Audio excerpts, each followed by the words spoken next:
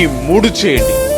క్రైస్తవుడు కలిగి ఉండవలసిన ముఖ్యమైన లక్ష్యం. ప్రతి ఒక్కరి జీవితంలో ఏదో ఒక సమస్య ఉంటుంది. వివాహం చేసుకోవాలని అనుకుంటున్న వ్యక్తి దేవుని చిత్తంలో how to grow closer to God in the middle of jobs darkest. మీరు వీటిని చేసి ఎంత కాలం అయింది? చాలా మంది ప్రార్థన చేస్తున్నారు, కానీ యవనస్తులు ఎలాగ ఉండాలి?